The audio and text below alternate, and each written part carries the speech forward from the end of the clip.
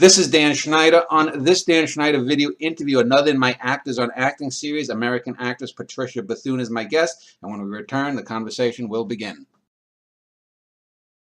American actress Patricia Bethune is my guest. We will be talking about her career, the art of acting, and so on. So Patricia, welcome. And if I could just start off, what drove you to become an actress? Were you a child one day watching a Grace Kelly movie or something and said, I want to be that? Oh, well, thanks for having me, number one. But you know what? As a little kid, I used to put on plays in the backyard with a neighbor, and the normal childhood things. But I know I never thought about being an actress for a career. Wasn't really anything in my purview. Nothing in my life would have said that would have been a thing. I was more realistically, I thought I would always want to write. And most of that had to do with being able to live wherever I want, do my own hours. And I like to explore new places all the time. So that appealed to me. But I knew very little about the entertainment world. I'm from Chicago. And I was in a suburb just outside, and we're just working class people, So it wasn't really a thought that you would have a career in entertainment. We went to plays all the time, and I enjoyed them. And I watched the musicals every Saturday morning, Mickey Rooney and all of them. But it was really, I'm one of 10 children. So the TV was pretty much run by my father when he was around, and my mother would be very protective of what we were able to see. So I didn't have a lot of input of film and television, except for as I got into high school, and then, Carol Burnett, Mary Tyler Moore, I'd spend my Saturdays with them, and that appealed to me. Comedy appealed to me.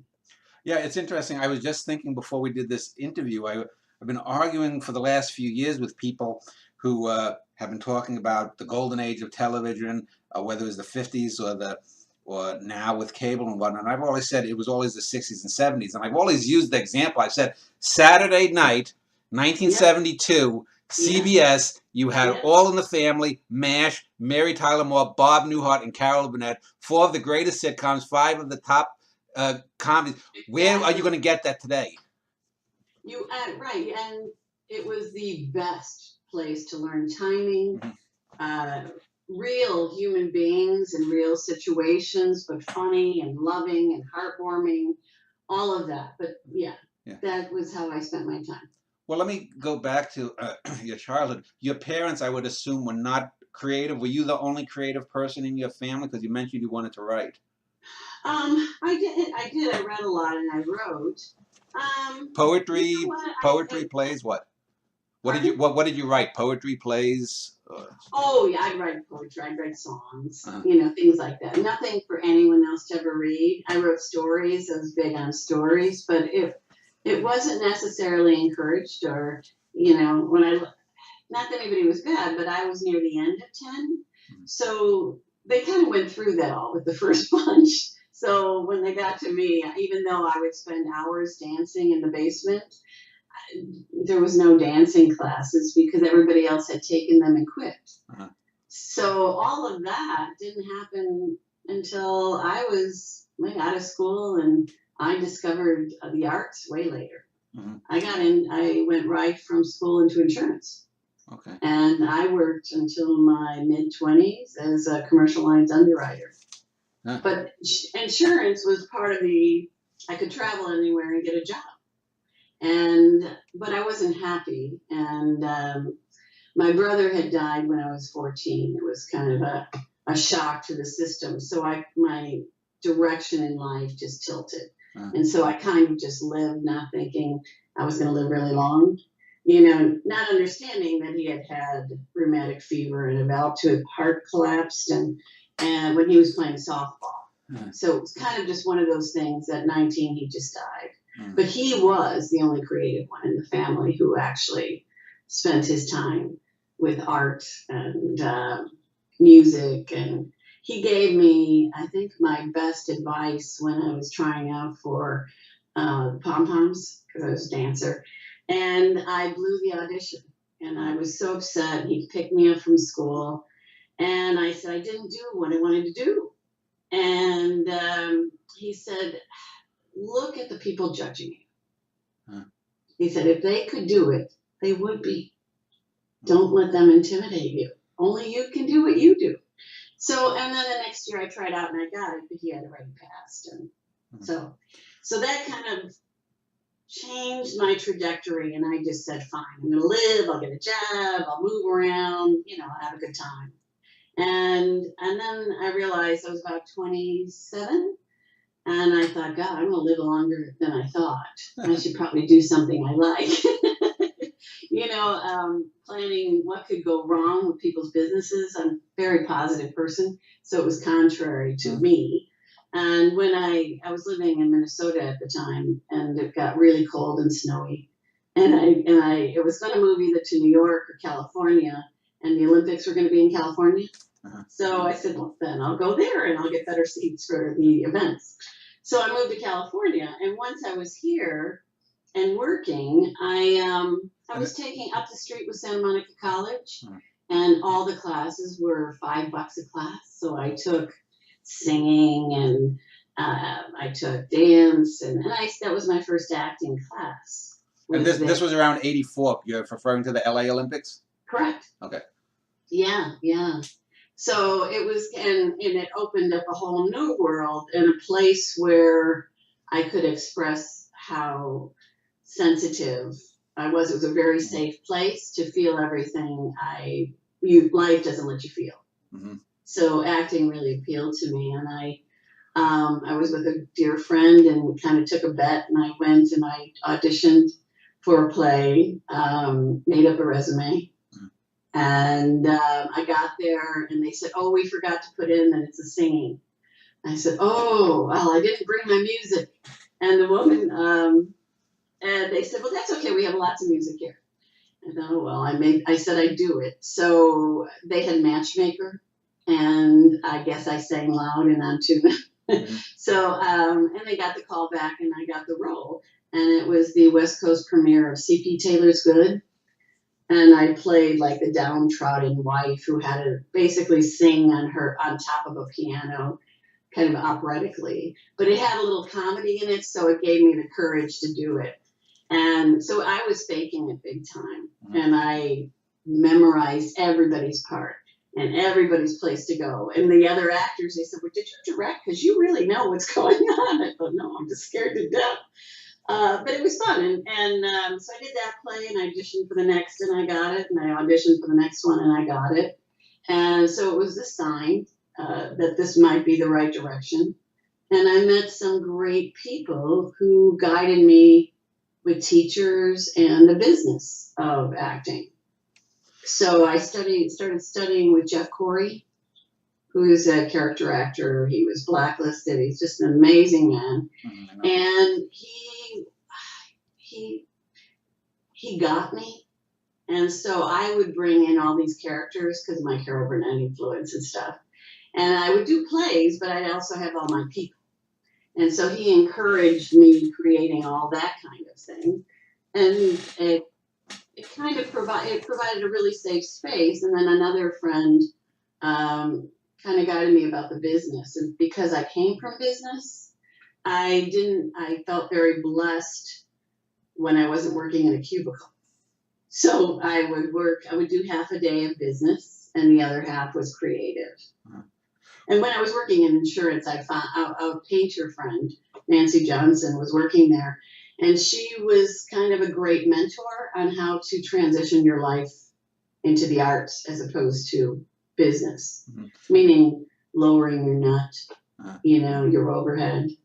Well, you mentioned, I just want to go back a moment to your youth, because I know, for example, with me as a writer, when I look back and have seen artifacts from my early childhood, I was already writing and scribbling things down. I was good with words, and it was only later that I got into writing.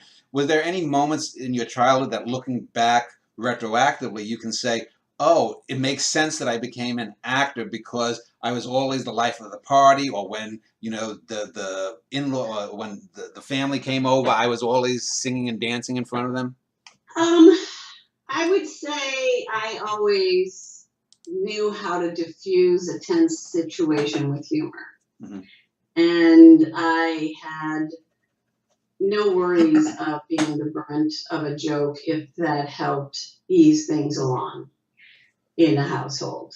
It could get tense. And with friends and at school, yeah. At school I loved it. At school, but I also enjoy other people's jokes so much that I got a hard time from particular teachers because if someone else told a joke, I really enjoyed it. I laughed. I like other people's things as well. So I would get kind of put back in a corner of the class away from people because I engaged too much. You mentioned Carol Burnett and Mary Tyler Moore. Do you prefer yourself comedic acting to dramatic acting? And there was a time I'd say that. Yeah. Not so much anymore. I like both. It has to be comedy that I like. Mm-hmm. There's a lot of mean comedy. I have no desire to do that. There's a lot of not necessarily slapstick, but it's just cruel humor, and I won't do that. I don't think that helps the planet.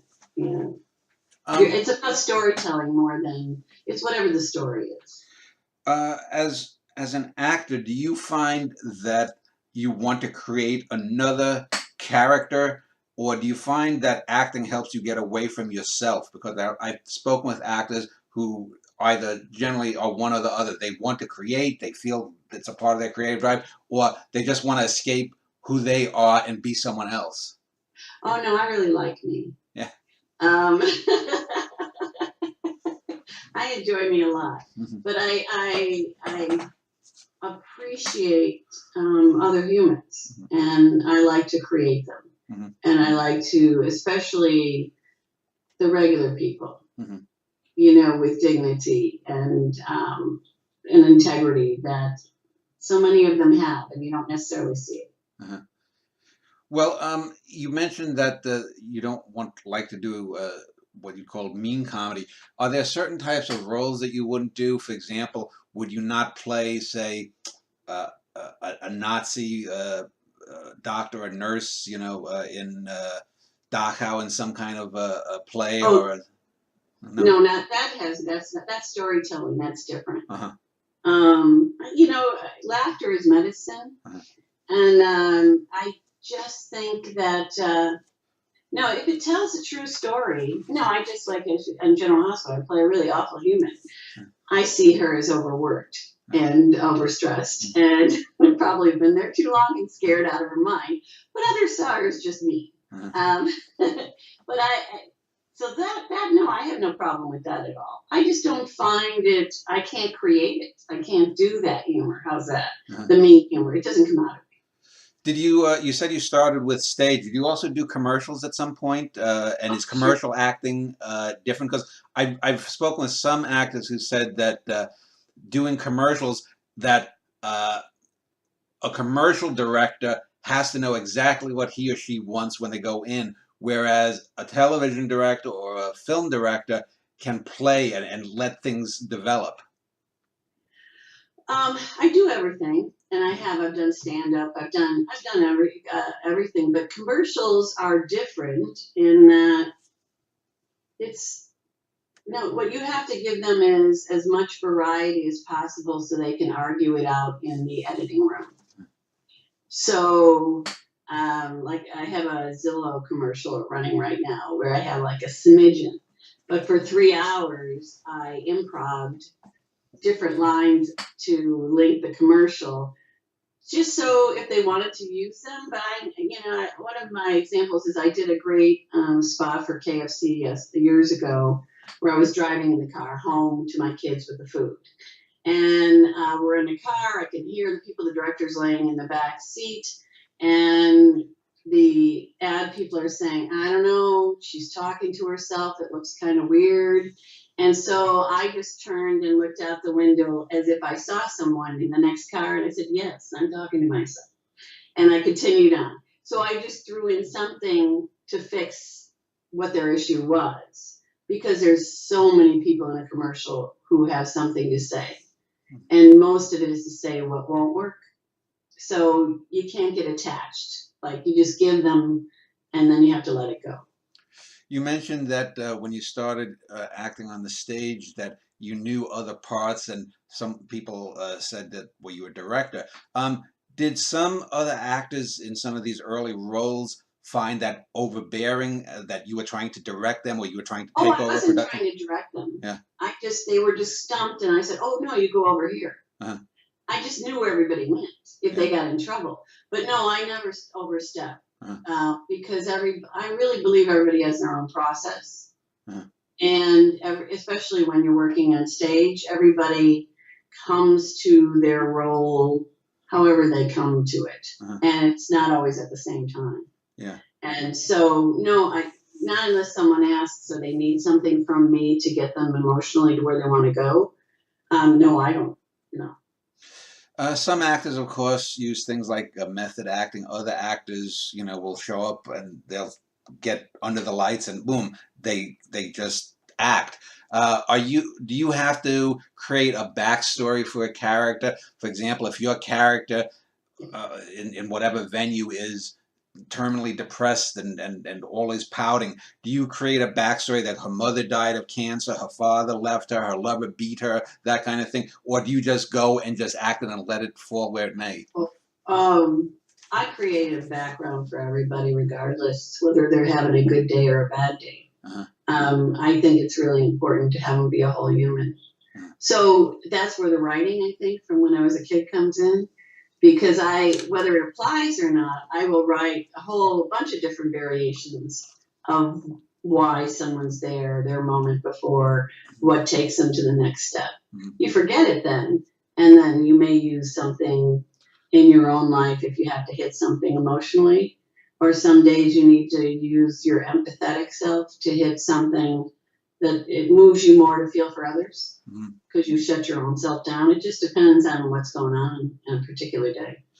When you have done, say, background scenes where you're walking behind the main characters of a scene, or you're sitting at a table talking with someone, do you also do that work with the other actor and say, well, we're talking about a movie we just saw, or we're talking about your ex-girlfriend who left you, and this is, do you create those little scenes in the background?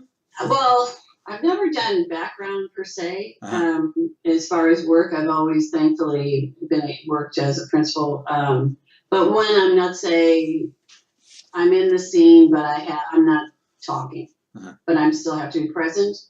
I stay with whatever the scene is that's going on in that world, and we can talk. I won't, let's say, talk about a baseball game if we're like at a funeral, just to look like we're having something. No, I stay in that, but I don't necessarily work it out with the other actor. I'm pretty good at it. If you start talking to me, I'll talk back.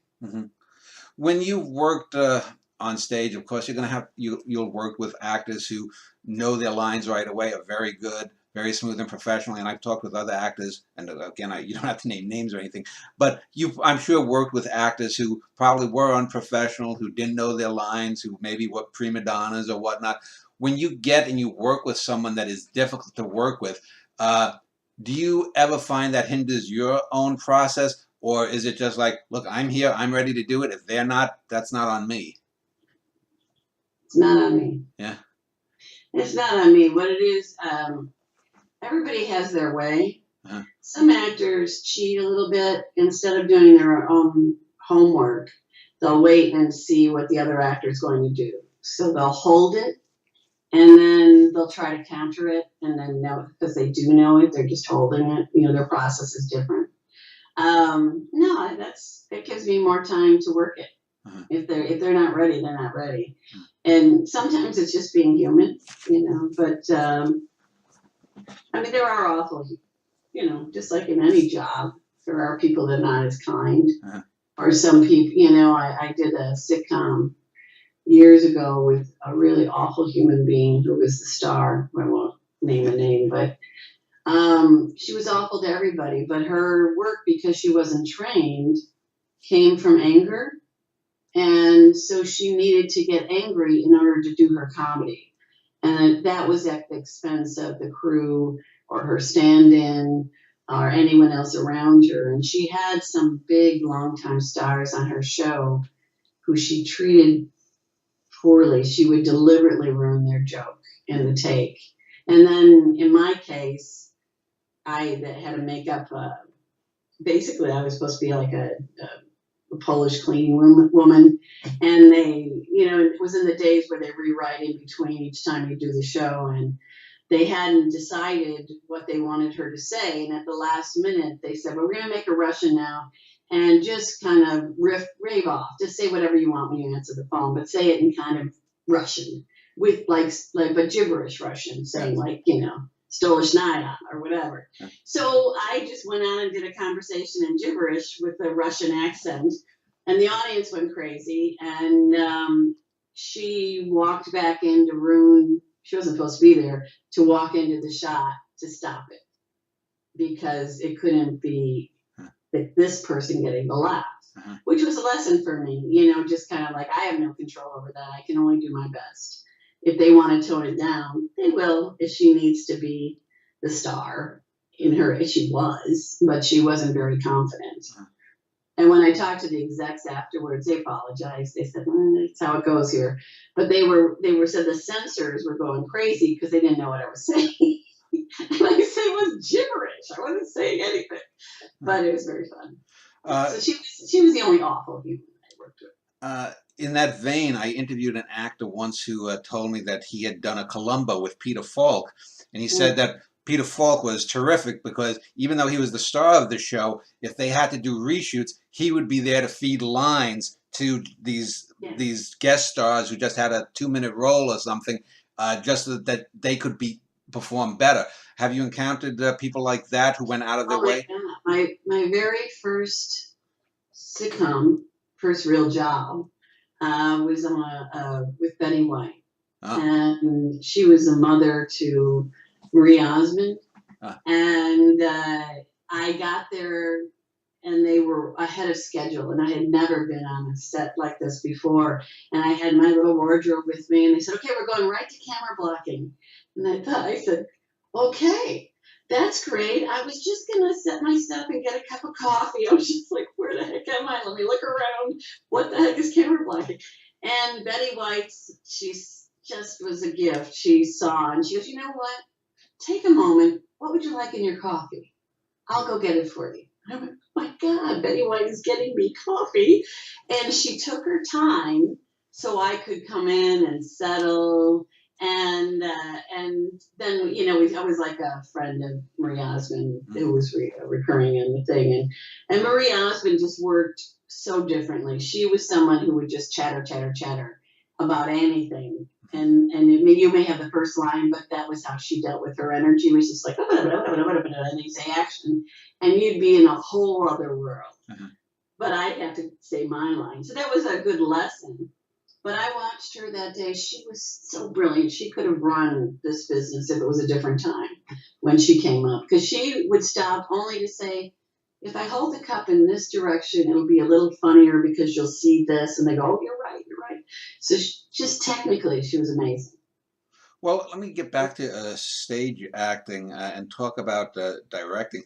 Some actors believe, for example, that the truest form of acting is acting for the stage, since it's the oldest form of acting. Do you subscribe to that, first of all? Or do you find, obviously there are differences between acting in a major film role, acting in a B film, acting on a primetime guest shot, or on a soap opera, or on stage, whether it's Broadway or off-Broadway. Do you find yourself more comfortable in any one of those situations, or is it all the same to you?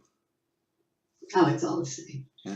It's all the same in that I used to feel that about stage, but mostly because the opportunities for larger roles of playing a whole character as opposed to like a co-star coming in and doing something small, which was all that was available on television.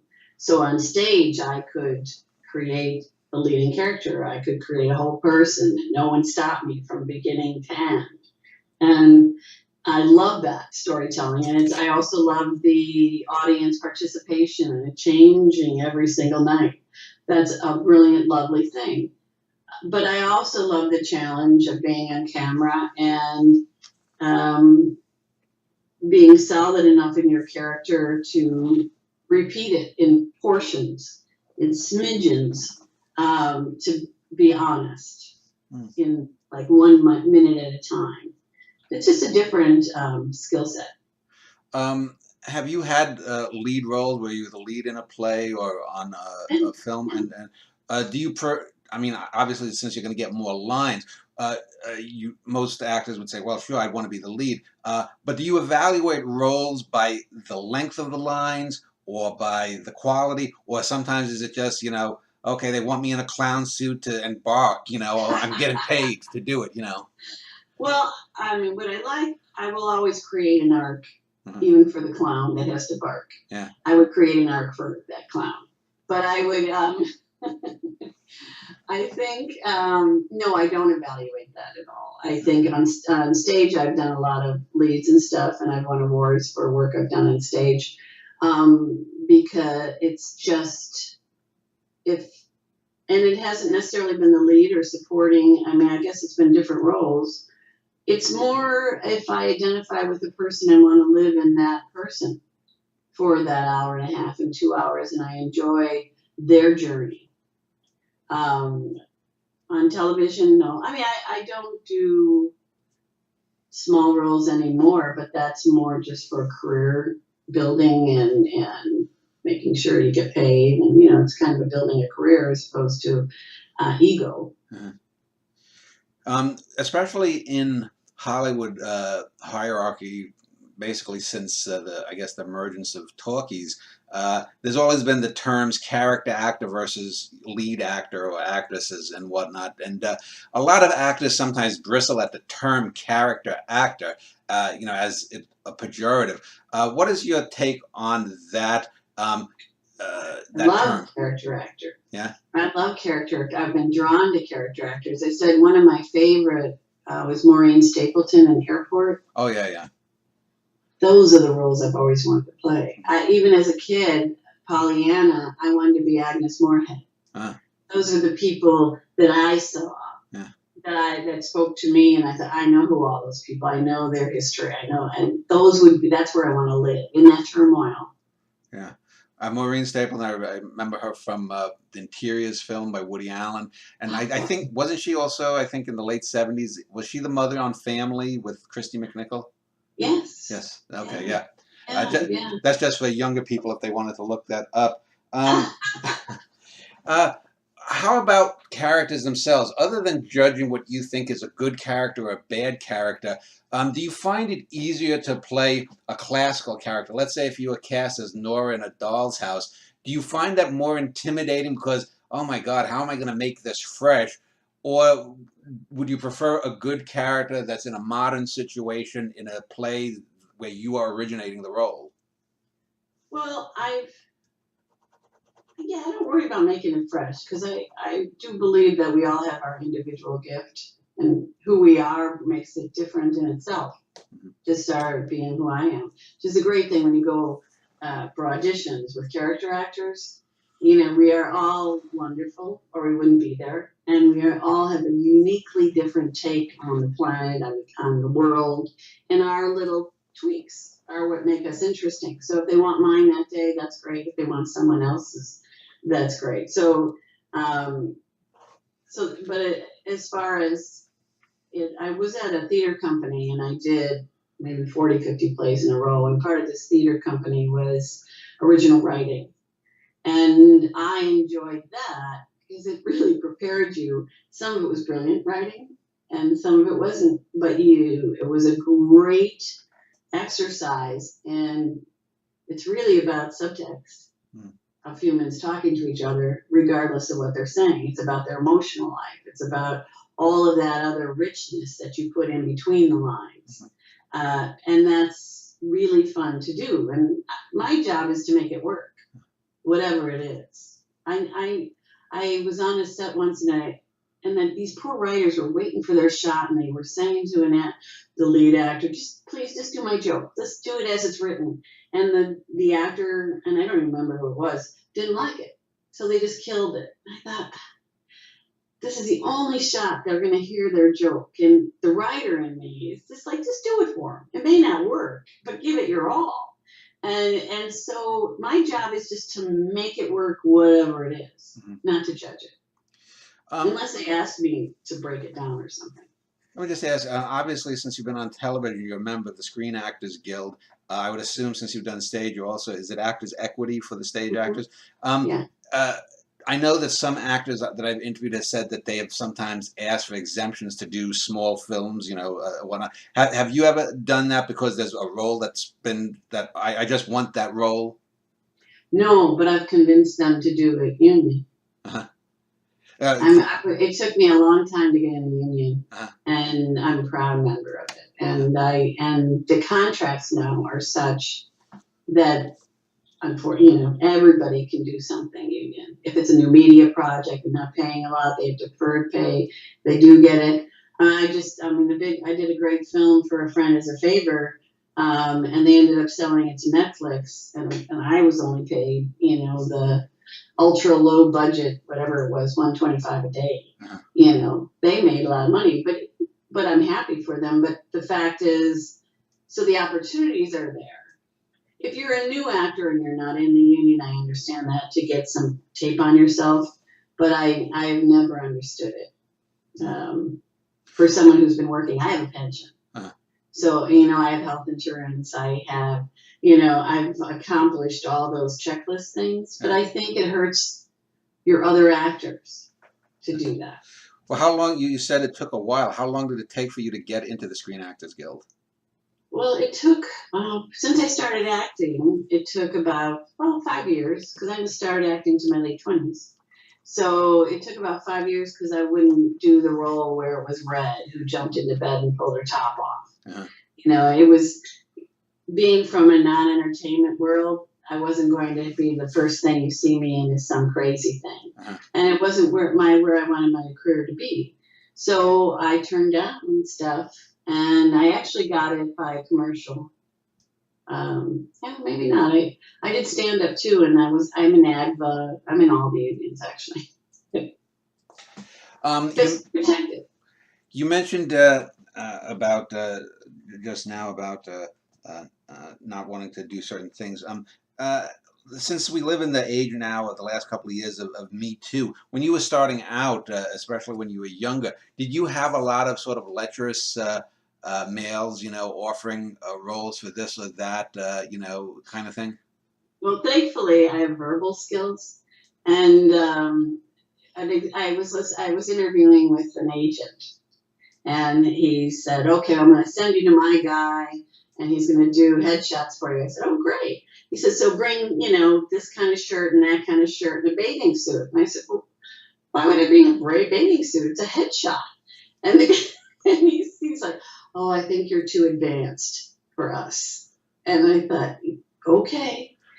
Because, they'll throw it out. I had a teacher who my first teacher mauled me. We were going like to stage or something. He pushed me against the wall and kissed me, and I punched him. I'm from Chicago. I just had a reflex, It's like, what are you doing? And, it's like, oh my God, because I find this a very sacred space, and I no longer will trust him or his input. He was teaching at the college, actually, because I see you had an ulterior motive. It wasn't really for the craft. It was for your own satisfaction to try to compliment. Whether it was true or not, it was false now.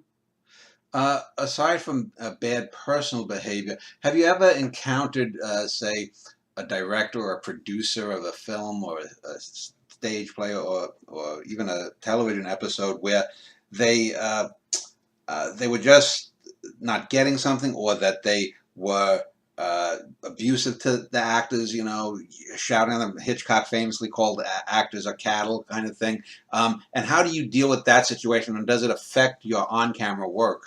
Oh, of course it does. Well, I've had a few bad experiences where someone was feeling like they didn't have power anywhere else, so they were going to take it out on me or perhaps another actor on the set. And they do that, you know, but I can see, and one was not too long ago, actually. And the woman, I was with the two leads in the show. I had another really major star who was in the scene with me, who I didn't think she was being respectful enough to. But she decided to yell. It was it was just an odd thing. And I just stopped and I looked at her and I said, "So is that helpful?" And so the other actors just sat there, and I just like, what is it that you'd like? Because screaming isn't going to help me get there. Mm-hmm. So, you know, it just depends. I've had actor friends who have had really terrible. I had one. Oh God, this one terrible director. He didn't know who I was on the show, and because he was coming in for the day, and he didn't want to do coverage of me. Because for my character, he didn't know who she was because it wasn't verbally in this particular scene. And the DP and everyone said, no, you're going to want to get her coverage. And he's like, well, pull it back. Or he made some comment about I wasn't attractive enough or something. And at the break, I went out to him and I said, yeah, like it reminded me of the scene from Tootsie. Mm-hmm. And I said, so we just had a Tootsie moment, didn't we? And he did the lines, but he realized he was thinking out loud, and it was very rude because it was, you know, he was a guest on this particular set.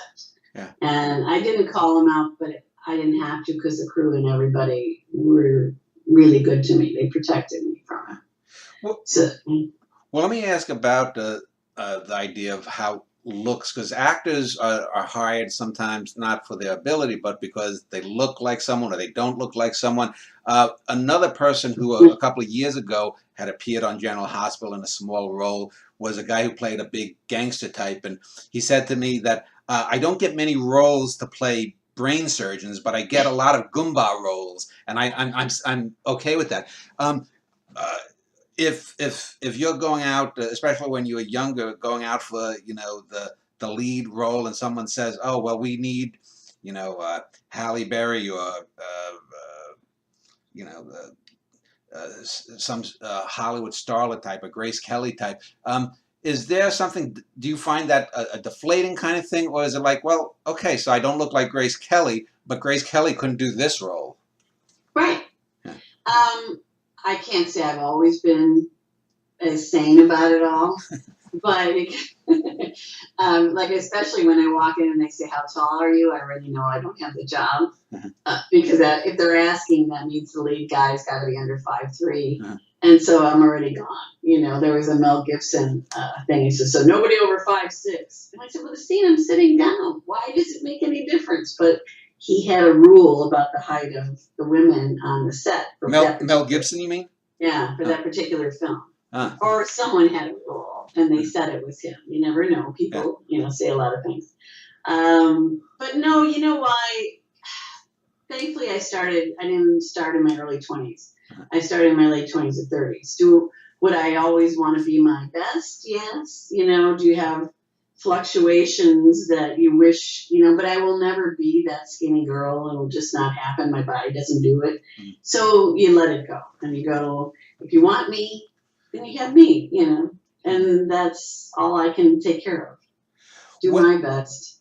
When you get a script and you read it for the first time and a character, how do you judge, number one, whether you think it's good or bad, and number two, whether maybe it might be a great role, but is there anything that's in you says, I can't do that? You said earlier you wouldn't mind playing a Nazi because that's different than mean comedy, but have there been any roles that you've gotten that were good, but for some reason you just didn't take it? There are a lot of things that I have looked at, and I just didn't see how I could spend It would have to, it has more to do more than film, more with stage, because you have to spend so much time.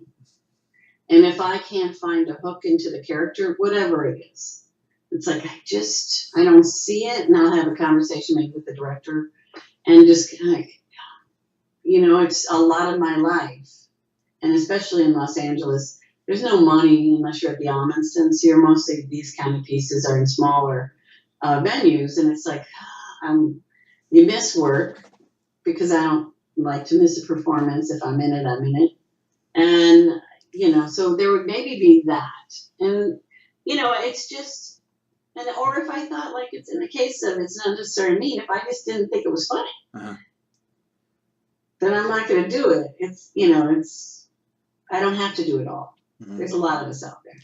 You said that you build backstories for characters. For generally, when you do a character, though, are you then someone who works from the inside out rather than outside in? Because some characters, I've read, for example, Akira Kurosawa, the famous Japanese director, once directed one of his actors have a scar, and that scar would be the thing that helped define the character, that this character was obsessed with the scar and his ugliness or whatnot.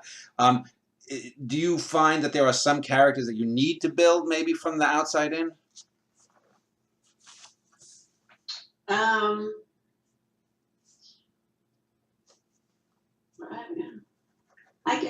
In a case where, sometimes that's just physicality.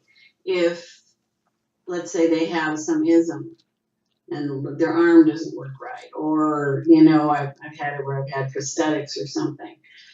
But then then you're breathing.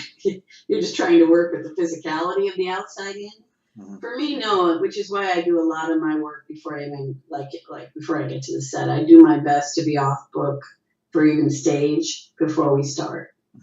So I already have built in, so I could let it all go and you start living it. But no, if the scar was there, that's fine. And that may be a piece of that person, but there's a whole other world inside of him that isn't that scar.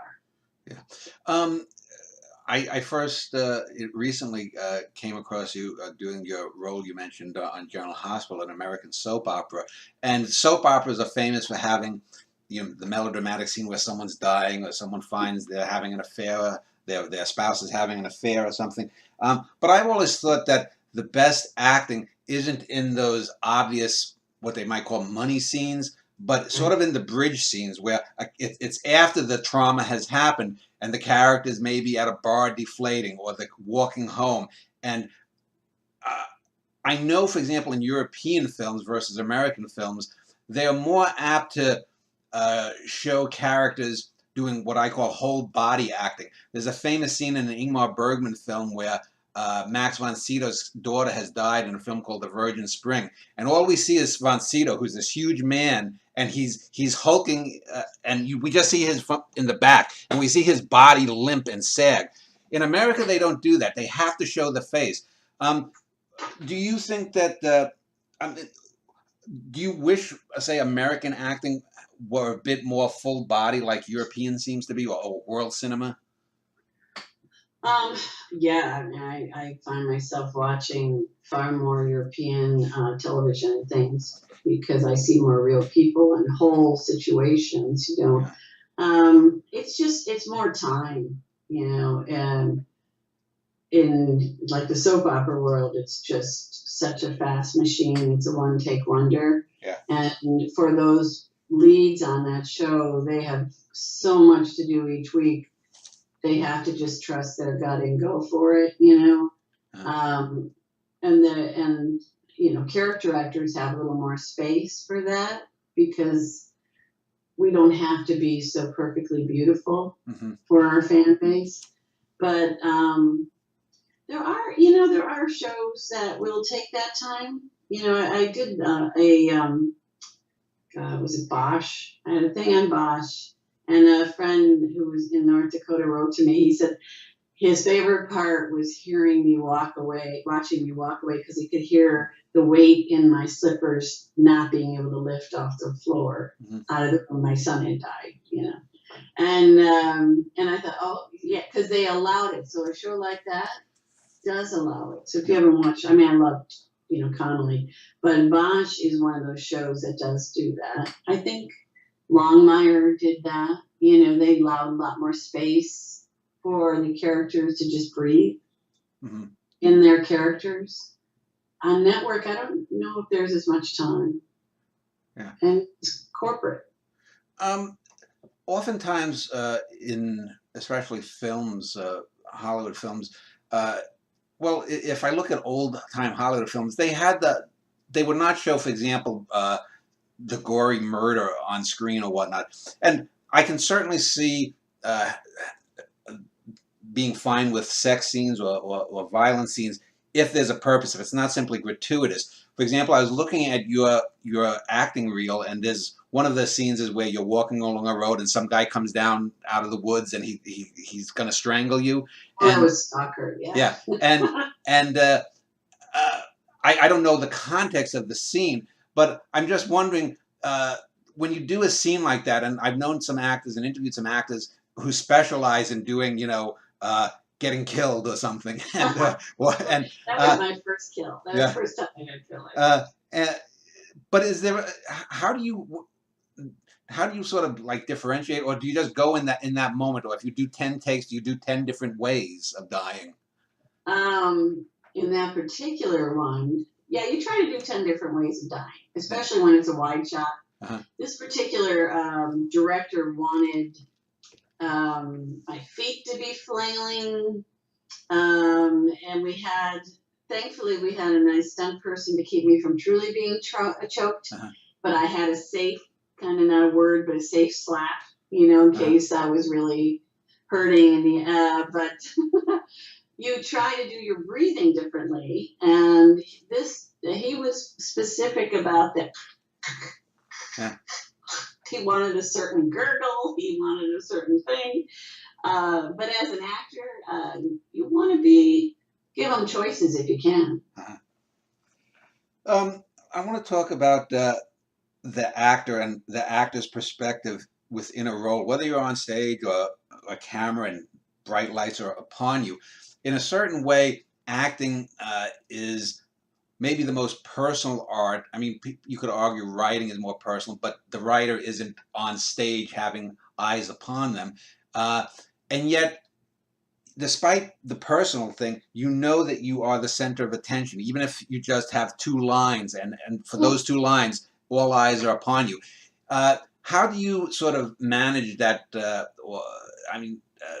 I wouldn't say stage fright, but how do you sort of walk the line between the ultra personal of interpreting something and yet being the center of attention? Well, even if you have just the 2 lines, if you're doing it right, you're actually in the scene with an inner monologue, and those are the only 2 lines you're saying out loud. So you aren't waiting for that moment. You're in the scene, and at that moment you actually verbalize something. And then you continue with your silent monologue, as we all do in life. We all have our thoughts in our heads. And even if you're looking for muffins at a counter and you haven't decided which one, you may be going, oh, that one's bad. That one's this. It's like, I'll have a blueberry. And so you build that inner monologue, even for the smaller roles. So as far as then, like, is everybody looking at me? If you're an actor, you always think everybody's looking at you, whether you're talking or not. It's like, it's all about you. That's our job, to play, because all humans, it's all about us. Everybody's, the most important person is themselves. So, how much or what percentage of characters do you think you take something or base something upon Patricia Bethune's life, or are there some characters that are just so beyond your experience that you can't? I've had a really varied life, and that's a good thing. I have a lot of people I can draw from in my life for different things. If not, like I will spend hours reading about that kind of person in that time period and get information from there. If I don't know anything about that world, I will immerse myself in that world for a few days. Whether it be film, books, music, restaurants. I'll do some research to give them a base of reality. I mean, sci-fi, if you're talking, Yeah. it's harder to do. Yeah. I guess, I haven't, so far I haven't really had that experience, I guess, where I haven't had something. Mm-hmm. On a personal level, have you had to make sacrifices for the art of acting, and have they been worth it? For example, maybe you forwent marriage or having children because you were on the career track or something. And how do you balance that in your life? Well, there was a few years ago I had to make a decision, whether I continue and kind of live the hand-to-mouth, kind of fragile actor artist world, or do I just go back and get a full-time job and make a lot of money? And I decided, what, things are not that important to me. And I was married for a short while years ago, but this career is not conducive to being a wife, especially when you like to be free to go and you have to give the attention to the role. At least the way I work, I enjoy immersing into whatever the project is. Mm-hmm. So, no, it worked out. I mean, at any given moment, and I have over time sold everything, started again, went to a smaller place, because I wouldn't take jobs I didn't want, but also it's a way of life. It isn't a lifestyle. Maybe the top 5% have that lifestyle, but most of us are just kind of, winging it. Have you done Shakespeare? No. No. Do you want to at some point? I hadn't. I don't think so. I'm not really drawn to Shakespeare, to be honest. The only time I really enjoyed it was when a British company came through and they did it, and I said, "Oh God, they're not pressured. They're actually just saying words and do play." Every time I've seen it here, and I haven't seen a lot, obviously, it's been just so heavy. Everybody just weighted down, and it's just people talking. So maybe I might be surprised, especially since there's some great older roles in Shakespeare. How about some of the modernists, people like Tennessee Williams or Eugene O'Neill? Have you done any of their plays? I have. I'm trying to think. I haven't done runs of them. No, I've done readings. Most of the plays I've done have been new works by people. Except for, I did Ladies of the Quarter, which was and I did, this is Dorothy Parker. And it was great play. And that, but that isn't necessarily your classical. It's more modern, I guess. Trying to think. No, I don't think I have. What has been your greatest disappointment in the business? Did you, at one point, for example, get offered to have, say, a co-lead in a sitcom or something, and it fell through, or something like that? Oh, there's been a lot of things where it's been really close, and it didn't happen for shows. I think more disappointing has been when I've been with the wrong representative and found out that they were sabotaging progression. That was disappointing, because it's a hard job to be an agent, but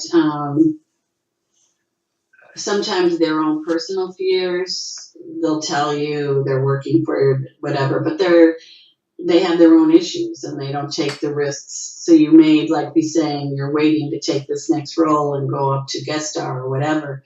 But if they're not selling you and pushing you and hoping someone calls, you can have a really long gap, I was recurring on the Norm show years ago, and the hard part is one of my dear friends died during the course of it.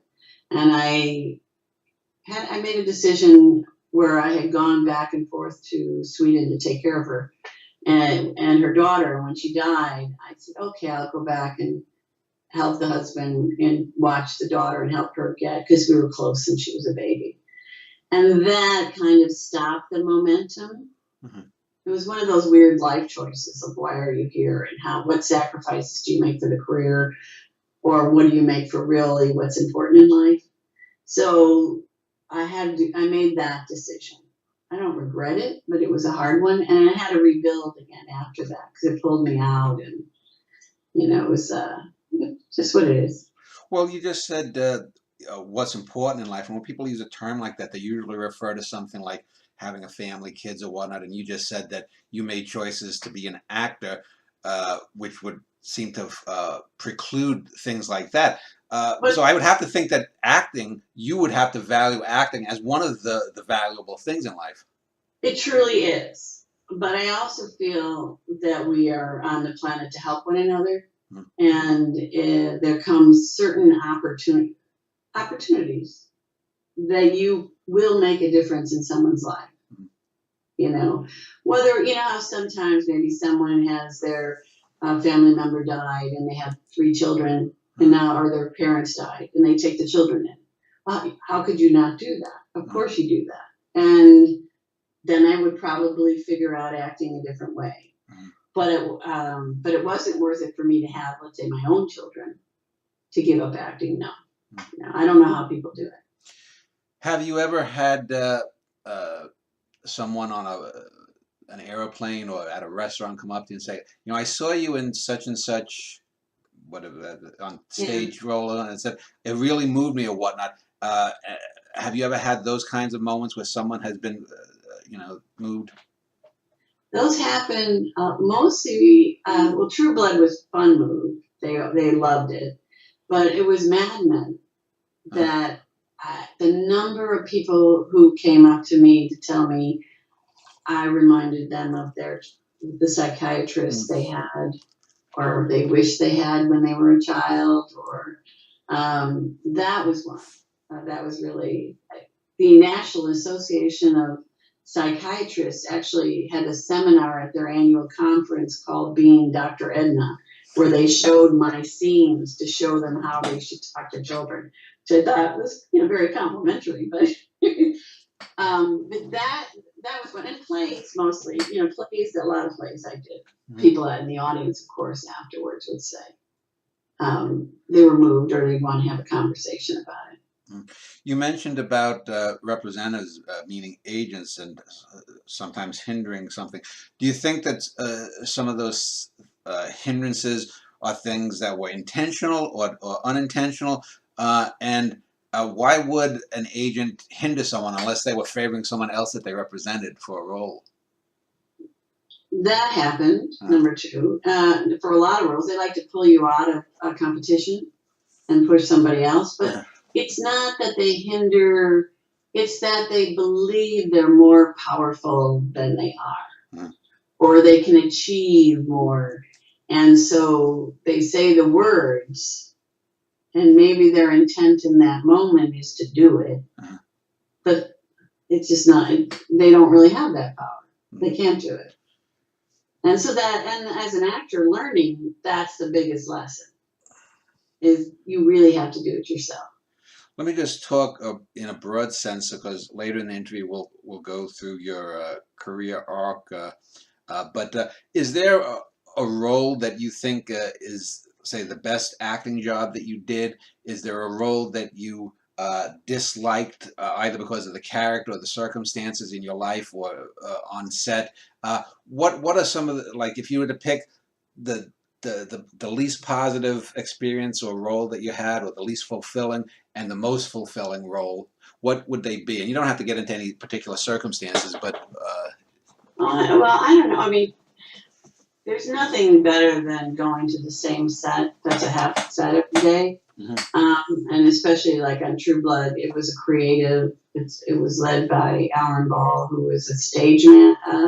So the entire experience, everybody on the set had values. So you didn't have the personalities of, because it's all from the top. And he worked from a theater perspective where it's very enmeshed and everybody works well together.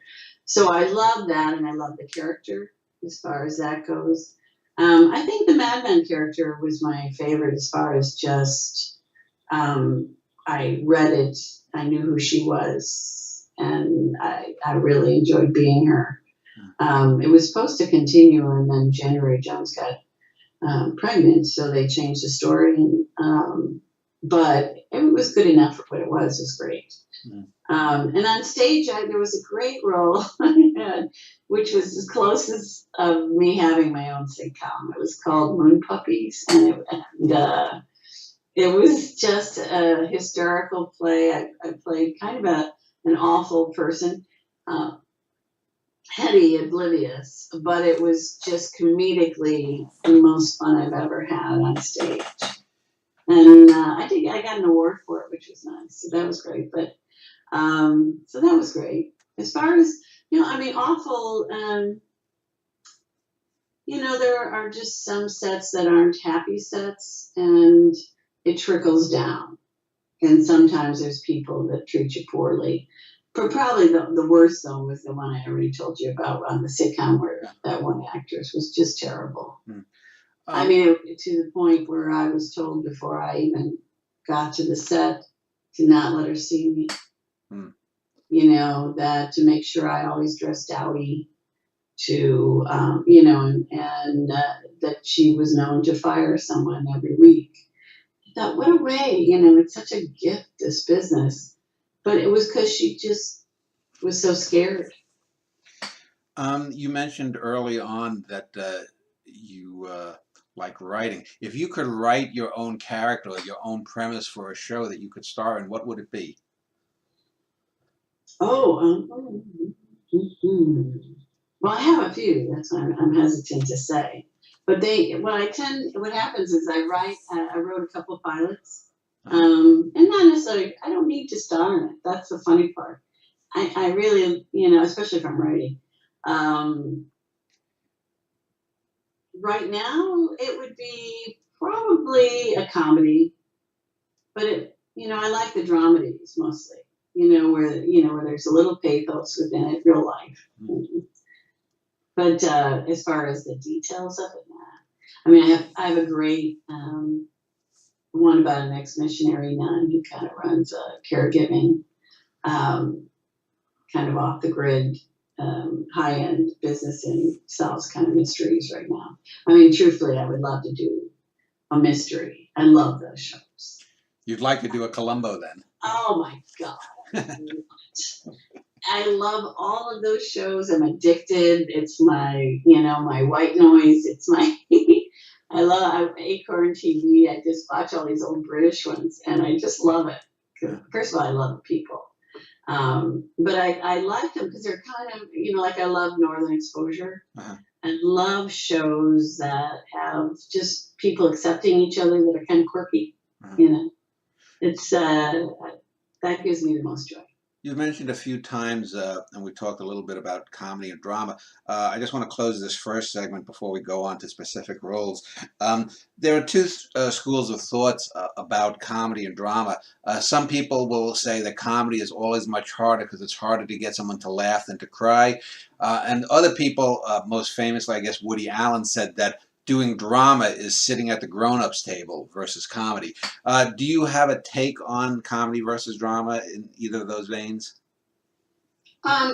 Yes, it's harder to do comedy than it is to do drama. Yeah. But if you do comedy, you can do drama. And that's just it. Because in order to do comedy, you have to understand everybody's isms.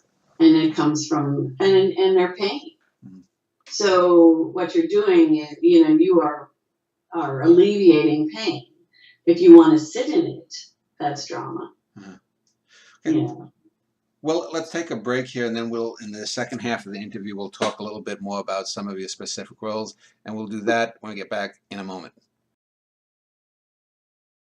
Still speaking with American actress Patricia Bethune. We spent the first hour or so speaking about art as a career and as an art form and a craft. I want to now look a little bit more closely at some of the roles that you did. And looking on your IMDb page, it looks like Well, you said that around the mid '80s you got to LA. So did you spend the first decade basically doing stage work?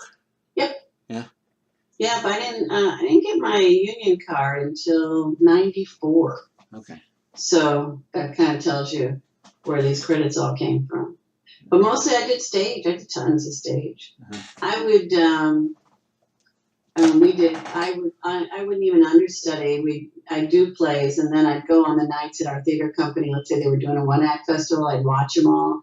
And then I just said, give me 24 hours if someone drops out, and I'll learn their role. Because I like to do, I didn't know any other way to make that muscle work. Yeah. You know, which is why when I did stand-up, it was purely to grab hold of adrenaline in auditions. Is the LA stage world, is that sort of a training ground? I mean, do you get Hollywood type suits that often come to stage plays and look for people? Well, they used to. Yeah. Now there's only about 3 theaters they do that. But back in the 80s, early 90s, oh yeah, it was so big for that.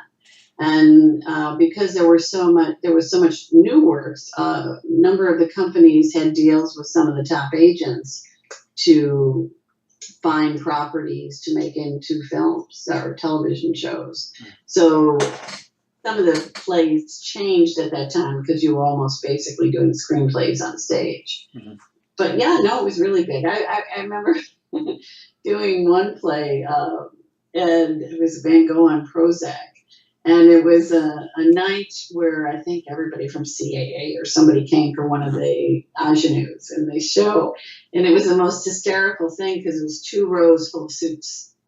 And it would look like all the same suit. And it was the worst audience possible for a play because they're thinking work. You know, they're not thinking enjoyment. They're thinking, you know, well, can I use this person? Where could I sell them? I mean, their mind is in a different place.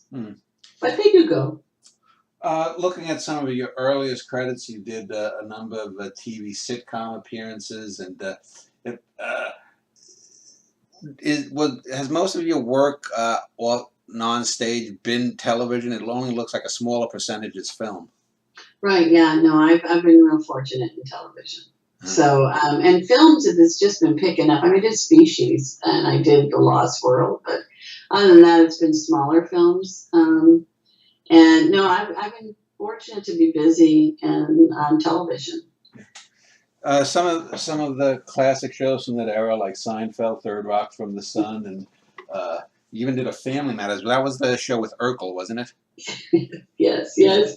Seinfeld, I had, that's when I was doing stand-up, and I had just came home from a play, and I think I was in the tub talking to someone about how great the show was. It's a perfect day. And a call beeped in, and it was the casting person asking me if I could work the next day on Seinfeld. And I went, oh my God, the day just got better. So because I had been in at that time, you know, you go in a lot, all the producers were always in the room. And so you ended up, they would write something for you, which was very fun. So it was a great time. It was the Are You Sponge-Worthy episode. Okay. If you remember that, I don't know if you ever watched it. How much time do you get from the time that you're hired until you get a role generally, or does it vary? Is it sometimes 24 hours? Is it sometimes 3 months? Let's say the Norm show, I auditioned, they told me to stay on the lot, and they said, we'll call you within a half hour, and I went right to the set. Seinfeld was the next day. Most of it is, you know, the actors are pretty much the last hired. I mean, you know, so maybe it's within the week before. And films are further out. Films, they'll hire you further in advance. But for television, you hear within a day, maybe 2, and you work pretty shortly after. In the mid-'90s, that's when cable television, HBO, and things like that was starting to compete, in a sense, with the traditional on-air networks.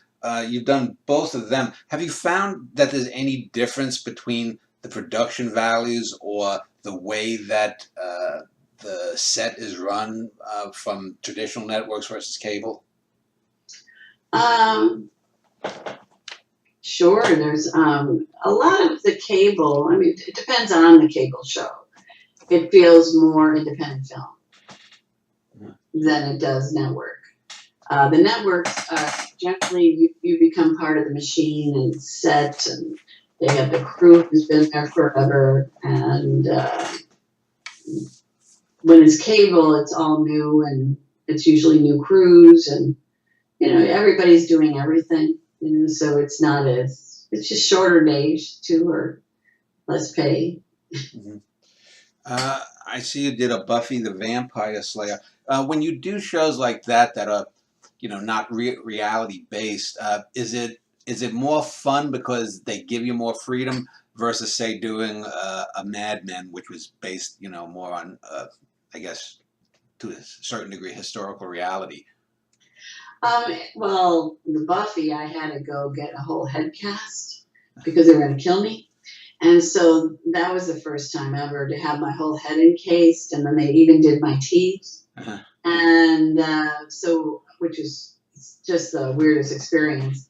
And so it was the bug man or somebody came next door and I answered the door friendly. And they do more of a visual because it's fantasy. So the character's a little wild. She'll have odd glasses, weird clothes. And then, of course, you see her lying there dead with bugs coming out of her mouth and eyes and stuff. Mm-hmm. So that was weird. And my head is somewhere on a shelf.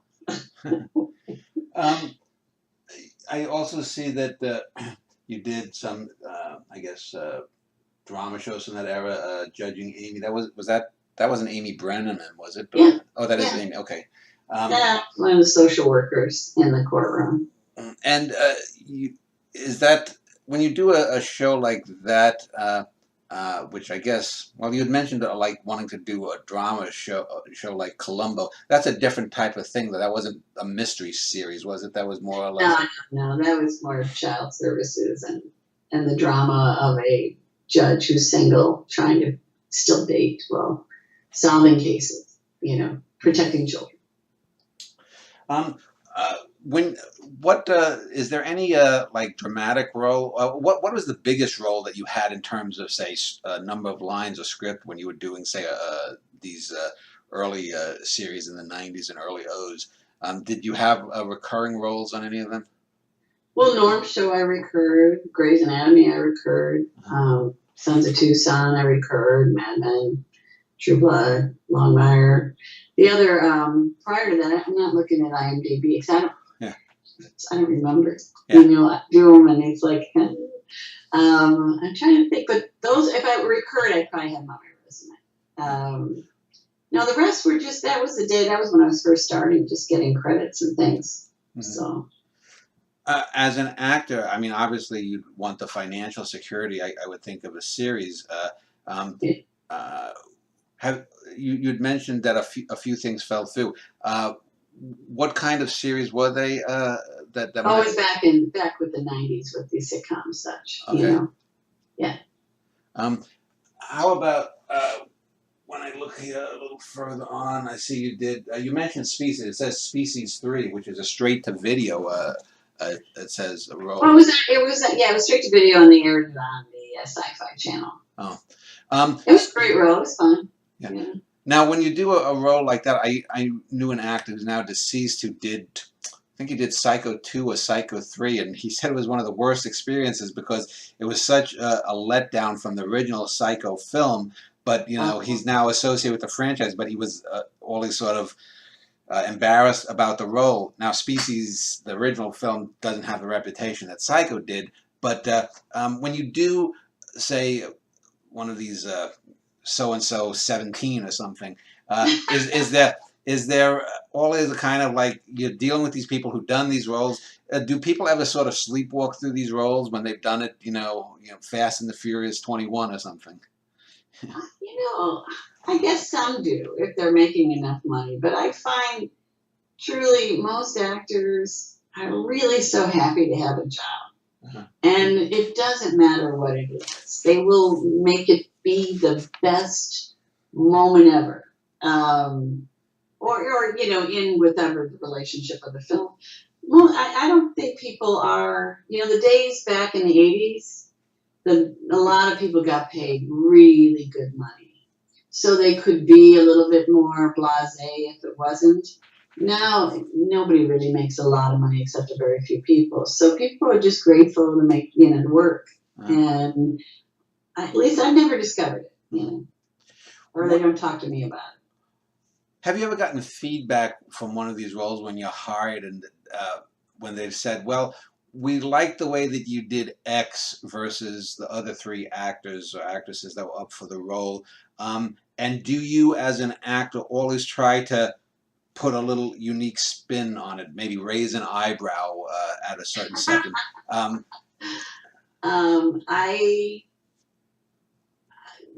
Yes, I put my own unique bent on it, but it's not necessarily a physical. It would be more of a different emotional neediness or confidence or something more than, and that may manifest as an eyebrow going up, but it wouldn't be necessarily, you don't see what they're doing, so yeah, a lot of times, like, I know one in particular, was it the David E. Kelly show. I'm looking to remember what the name of it was. Oh, Boston Legal. I had a take on this, and you may have seen it on the reel. She plays a National Geographic woman on the stand talking about how the United States children don't know geography. Okay. And so it seemed really dry. And I just thought, this is her life. Mm-hmm. And she's just thinks she's, failed. And so I played it with the failing. And I think I got the role because at the end it said, I was recounting all the countries and where they were as number 1 and number 2. And then America was second to last in rankings of knowing geography. And they asked, well, what was, who did we beat? I'm just like, we beat Mexico. And I did like a hand gesture of yay, but it was really pathetic. And that's what, so that's what kind of got it, I think, for me. Are there certain types of shows or certain genres where the directors or the person in charge is more solicitous or inviting of personal interpretation as an actor? For example, if you're on the Seinfeld show, was it freer than, say, doing the Family Matters show? If you're on Judging Amy, is that freer than, say, doing a sci-fi film like Species? Or does it just depend on the director? It depends on the director. Really depends on the director. Some people, some are so formatted of how they want it done, and they allow the freedom. If you're a co-star, you may not have that freedom. If you're a guest star, you have more freedom to interpret and do a little bit more variation. And then if you're a lead, you have the most freedom. But it's basically, as long as whatever you come up with as the little co-star, you can play it, as long as it's not from a whole other show in another moment. And that's a really rough skill for an actor to kind of plop in and still remain that co-star character within the scene. Well, also too, I would think, because you mentioned having some issues with an actress in a show. I know I interviewed another actor who was referring to a show that I'm pretty sure I know the actor he was referring to, that he was a drama show, and this actor who was the lead in that show did not want any kind of upstaging. So does it also depend on, let's say, who you're acting with in that scene? Oh my God, it's from the head on down. If you have someone like John Lithgow, who's just the most amazing person to work with on a show, who everyone's included. He did like a run through like stage in his dressing room ahead of time, and gave a gift individual that he made during the week. I mean, he just is beautiful. And because he knows he has enough that he can share it. And then there's other people, and back in the late 80s, 90s, there were more people who were always being fired from shows, especially with stand-ups, because, they weren't as wise as, let's say, a Ted Danson, who knew if everybody else is funny, the show's great. He didn't, he didn't have that ego about it. but a lot of these other folks don't have the confidence. And so they would literally rewrite, like you'd have great jokes in the first take in front of the audience, and then you do the second show again, and they'd be cut, and they'd be gone, or they'd be handed over to the star. So, and you just had to let it go. I have so many friends who we'd all just kind of go, you'd hang your head and you're like, oh, what did you have cut today? Well, it was a really good joke. Because it was just, it wasn't their joke. Yeah. Speaking that brings to mind, I recently did a show on humor, the nature of humor, and I had a couple of guys who wrote a book and a guy who's a stand-up comedian who's also been in a few Coen Brothers movies, and we were talking about like different types of comedians, and someone like Bob Newhart who had that timing, especially with his old telephone skits, and and I'm just wondering, when you do comedy, is it often more fun to play the comedian or the straight man that's reacting? I love to play the straight man. Yeah. And I played a lot, but I also enjoy being the comedian. I like them both. I just know what to do with the straight man to make it funny. Yeah. And that, I think that's a bigger gift. Yeah. You mentioned John Lithgow, and he's one of the probably 50 or 100 years now, people are going to say he's one of the better actors around the turn of the 20th, 21st century. And you said how sort of generous he was.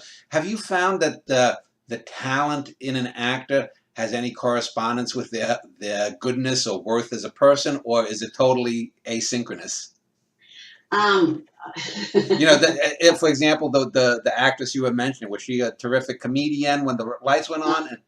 And or yeah. I didn't think she was. No. No. No. Unfortunately,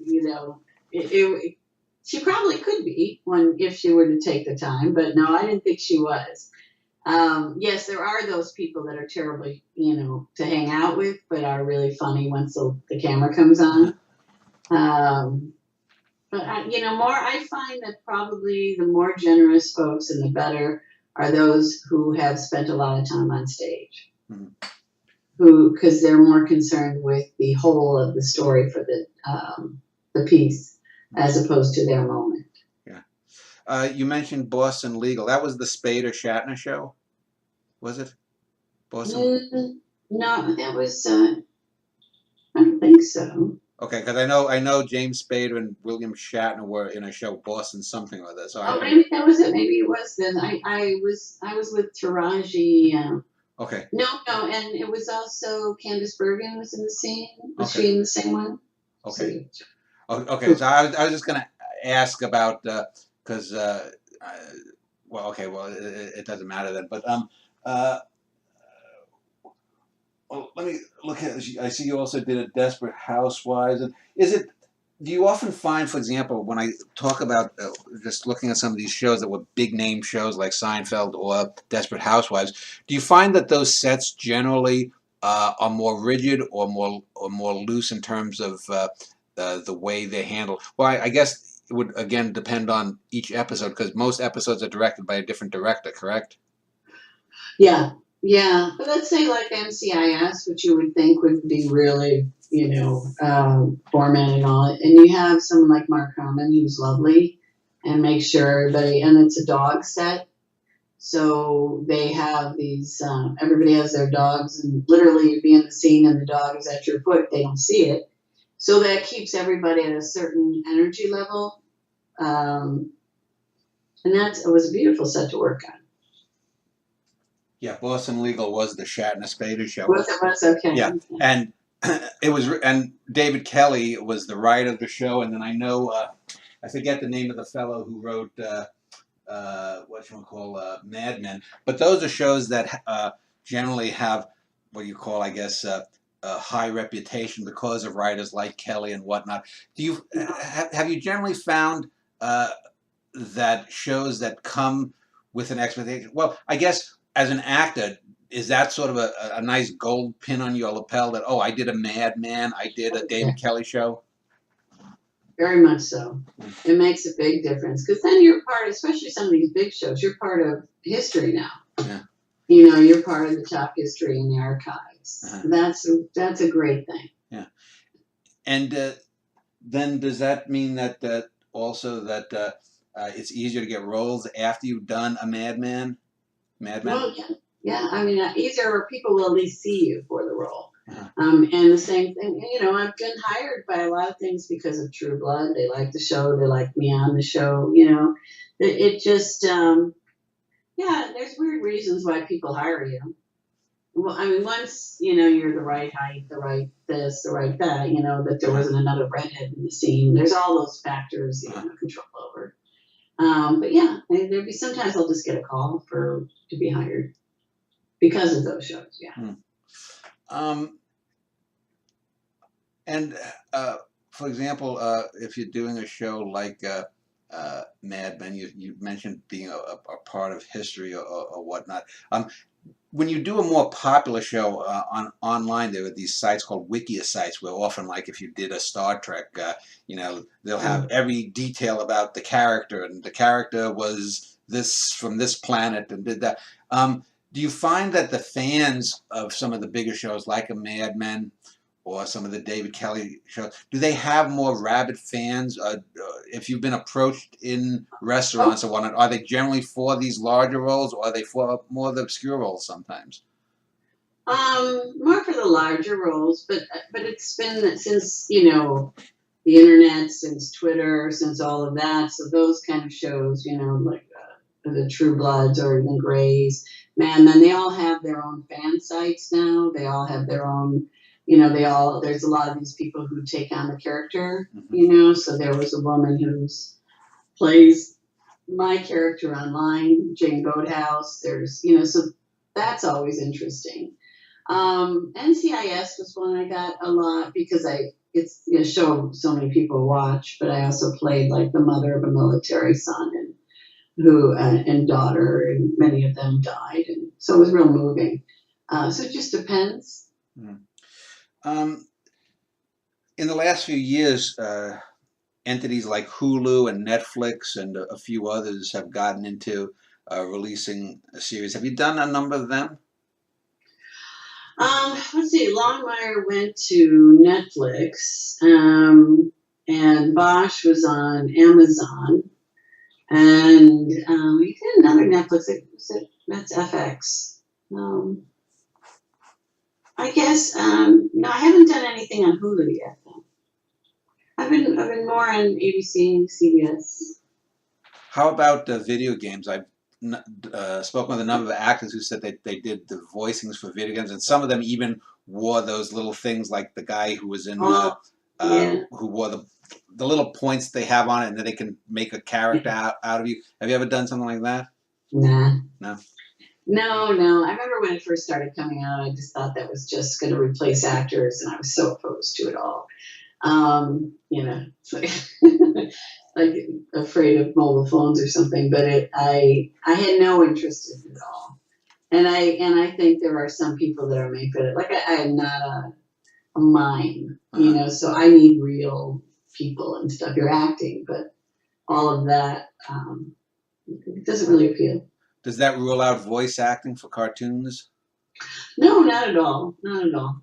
I still audition periodically for that. I haven't really pursued it though. No. Well, let me talk then about General Hospital, since that's the latest on your IMDb, and that's where I came to watch your most recent stuff. Is that the only soap opera you've ever done? Yeah. I did a day on it years and years ago, playing Jax's assistant, where I just came in and gave a bunch of exposition to explain who he was as he came on the show. Oh, really? But that was it, and it was all, and that was back so long ago. So this was the first time I really worked on it, and it was a shock to the system, you know. Now, you come into a show that has a 50-plus year history. I mean, and I think it's almost, well, it probably has many episodes or more episodes than something like Doctor Who, and it's the only surviving soap opera left on the ABC network. There's only 4 soap operas left out of, 25 Yeah. years ago, there was maybe 20 of them. Um, what is the difference between acting on daytime versus these other venues? You mentioned about just how quick it is in one take. So unless you totally flub, they go with it? Oh, yeah. Yeah. Oh, yeah. And even then, they may just redo your line because they're going to stay on whoever didn't float.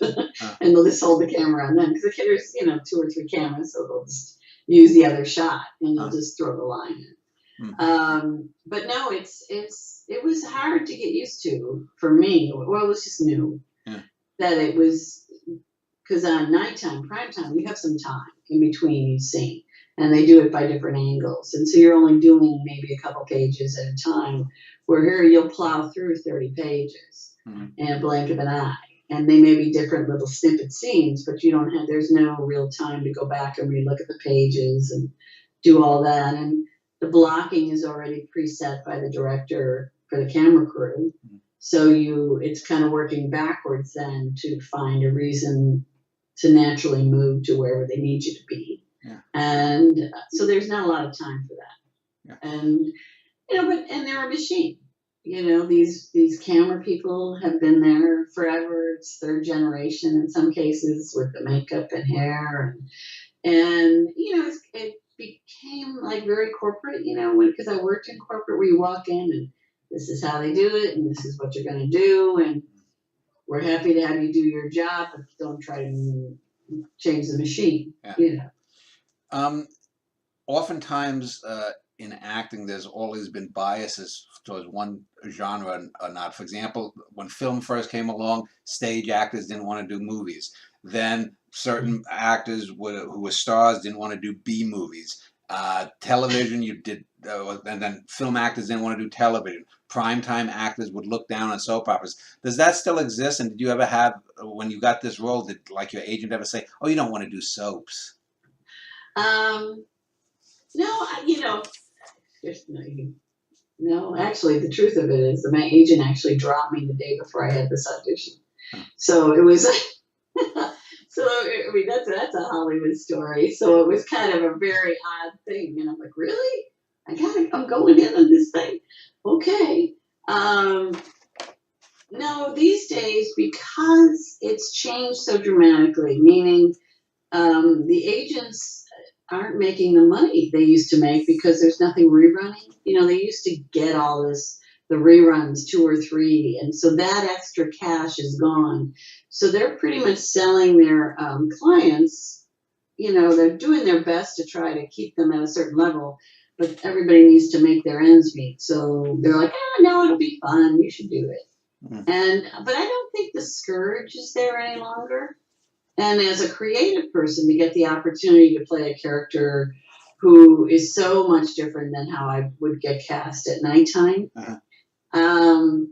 was a great thing for me. It's like, because I'm usually a nice person, so so that was different and actually and fun, really fun. Now, we had to reschedule an interview because you went on an audition. And is your role on General Hospital then done? Is your nurse character done? No, you can't say. Okay.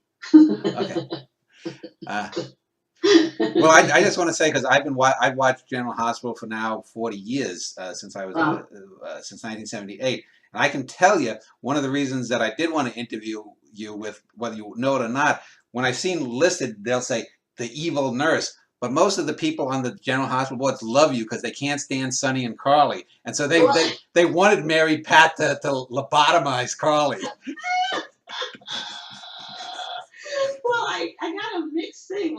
They invited me to their fan weekend. Yeah. And there was this funniest woman who walked by me constantly at the autograph table who just, you scare the shit out of me, and just kept going back and forth. And then a few people would whisper exactly what you said. Yeah. We really like you. So don't, we think she should get more of that. Yeah. Well, speaking of backstories, your character was introduced with a big bald fellow who I just called the human wall. I forget the actor's name. Rupert, yeah, Rupert. Patrick Cox. Yeah. I've seen him on some primetime stuff too. So did you and Patrick then get together and say, well, these people have worked together for the last 10 years and, they know each other? No. No, everybody works differently. Yeah. And there really isn't time. You pretty much, how it works is you come in, and especially our first day, you're getting your costumes on your first day. You're kind of going right for blocking. You go down to makeup and hair, you get your costume, and then you're almost immediately up on the set and shooting. And you're just hoping to get through that day and not look, totally out of your mind. So we chatted a little bit, but we didn't chat character for us. I had a lot to do. You mentioned that the role is different than what you would get on primetime. Why do you think that is? You said you play mostly nice characters, and here, I guess the closest parallel would be the Nurse Ratched character from One Flew Over the Cuckoo's Nest. Is it that they were casting against type specifically, or what got you that role, since most people wouldn't recognize you or think of you for it? Well, you know what? The casting guy, Mark Tishner is amazing, and I was on a list of his for years. And years ago, I used to do monologue competitions at the theater company, and I played some dark characters because I could choose whatever I wanted to do for those evenings. And he had seen me do that, but he actually has a list and knows there's other things you can do. And so I was called in with a group of really other great character people who I go up against a lot. And someone else, I think, actually got the role first. And from what I understand, for whatever reason, after seeing 53 pages to memorize, and just said, no, can't do it. And so it worked to my favor. So, but it only left me, a couple days to learn it all, which was really one weekend. I had to really work hard. But you get slotted. People see you the way they like to see you, and they feel comfortable. So, and they know they can do this and plug you in as a casting person. Do you think that you've been typecast during primetime shows? A little, yeah, sure, but it's typecast in a good category, so it's okay. And like the True Blood was something different, and it was one of those ones I went in and they liked me so much they decided to make her more as the season went on because of what I did with it. But no, before that I probably wouldn't have been the barfly, even though I did a whole play. One of Teresa Rebeck's plays, which is a monologue about just sitting at a bar. So sometimes you just don't know where it comes from. That's the great thing about stage in LA. It's the one place to show a whole different character that they don't feel confident yet to plug into. You mentioned that there were some people that you've seen before who were auditioning for this same General Hospital role. Do you get to know certain people even if you haven't worked with them? Because, this is the 27th time that Sue and I have gone up for the same role. And do you find that you get certain roles and that another person gets certain other roles? Yeah, and we're good with it. Yeah. Everybody wants to get everything. That's just honest. But truthfully, as long as I see them and I respect everybody's work, it's like, okay, what do they need in their painting today? Do they need her edginess? Do they need this little quirk? Because we all do something different, even though it's the same role. But we see the same people all the time. Are some of your friends in your personal life, are they mostly actors or are they non-actors then? It's a mix. It's a mix. I have a lot of work acquaintances who, of course, are actors. Close friends, it's about 50-50. I'd like to ask 3 or 4 questions on the General Hospital board where I write some of the people I mentioned that I was going to interview you. And so they had a few questions, if I could ask you a few questions just specifically. Nothing too specific to your character or the future. But one person asks that What do you do to make bad dialogue sound less inane or poorly written scenes work better? Oh, funny. It's yeah, you have to fill them in with history. And a lot of it is in breaking them down into individual. And I'm not agreeing necessarily that it's bad dialogue. Let me say that, but you have to. That's the gift of having done so much equity waiver and doing new plays.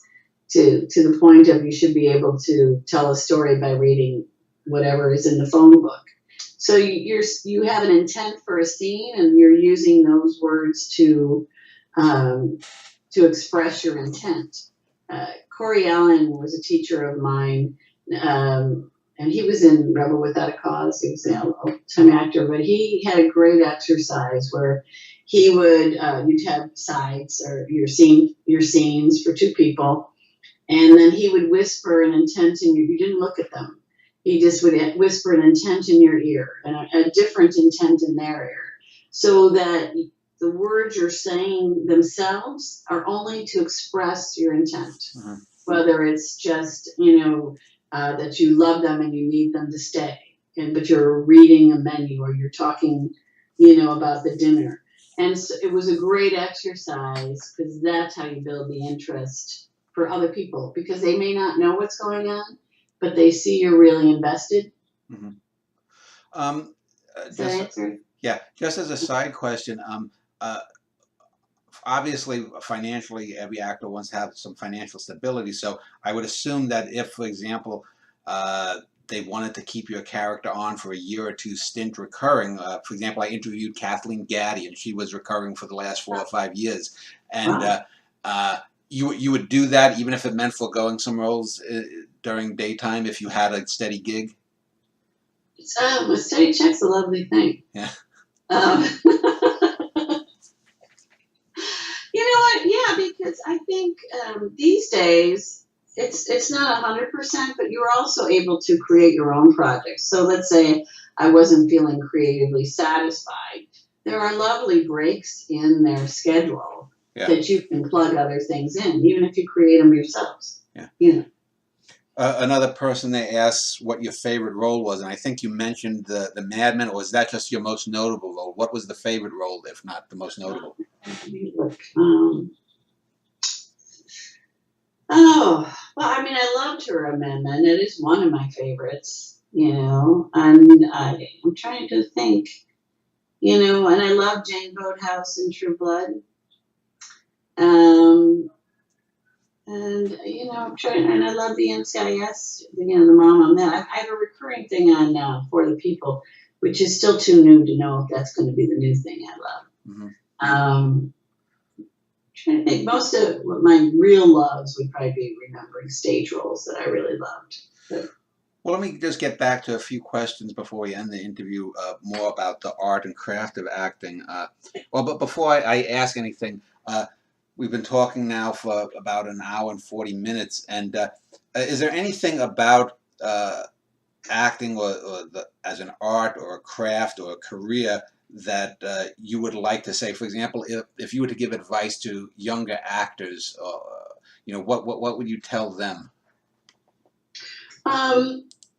Well, I mentor different actors now, but I said I don't mentor anyone to be a star. That's is that an acting classes? You do acting classes? When you say mentor, what do you mean by that? No, mentoring, I have different people who have children or friends and things, who ask me when to get into business, and work with them on different levels. But it's a way of life. Is I guess if you choose this career, it's a way of life. It's not a destination.